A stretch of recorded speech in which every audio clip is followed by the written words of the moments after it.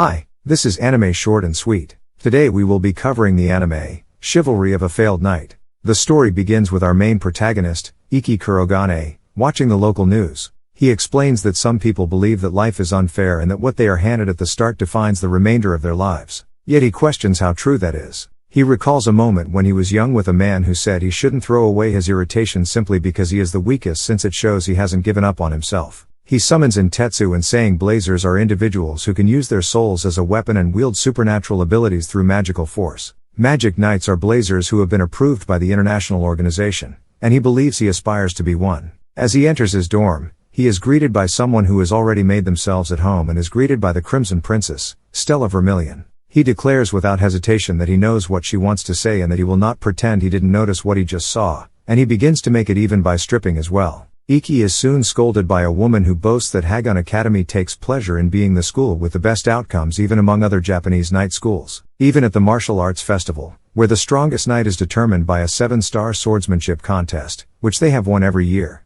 However, they haven't received as good of a ranking in recent years, according to the woman, who claims she assumed the chairman's position to reorganize this institution. She claims that he has already given her problems since she took the role. Ikki states it was an unfortunate accident, but she claims he not only peeked at someone changing their clothes but also took off his clothes, and still he claims it was a mistake. He realizes that was the gentlemanly thing to do at the time, and she replies that it is certainly gentlemanly in a way, but he quickly clarifies that he did not mean it in a perverted old man type of way. The chairman states he will have to take responsibility like a gentleman. Then, Stella Vermillion walks into the room and Ikki apologizes and takes full responsibility, offering to take any punishment necessary. In light of Ikki's apology, she states she'll show him mercy and he can throw himself on his sword. Ikki, unwilling to kill himself, argues with Stella, stating it was a little thing, and she shows her power. Ikki states he only stared at her because he's never seen anyone so beautiful, causing Stella to become flustered. He states the room he walked into was his room, not hers. The director interrupts and states they are roommates and will live together in the dorm. Unable to settle their differences living together, they challenge one another to a mock battle. Whoever wins gets to decide what happens with the room. Stella declares whoever wins will obey the other like a loyal dog for the rest of their life, and Ikki reluctantly agrees. The two arrive at the arena. Stella tries to insult Ikki as he's a rank F with no talent in any class, whereas Stella looks down upon him as a rank A student. The mock battle commences. Because the conflict is non-lethal, the weapons can only be utilized in spirit form rather than their actual form to prevent harming the opponent. He dodges and blocks all of Stella's attacks that are coming at him. She calls him gifted at running away. Ikki explains he's been watching her and how she reacts so he can copy her technique, which he's already mastered in seconds. His sword technique called Blade Steal allows him to steal anyone's technique by watching them. She tries to attack but lets out a wild attack that Ikki informs her wasn't the right move and tries to hit her due to her mistake. However, her magical ability prevents his spirit weapon from touching her. She didn't want to use her magic as she wanted to win with her sword capability. She lets out a fire dragon blast called the Flame of Purgatory from her weapon, so Ikki uses it as Shura, allowing him to concentrate his living energy into 1 minute, which is the noble heart he created.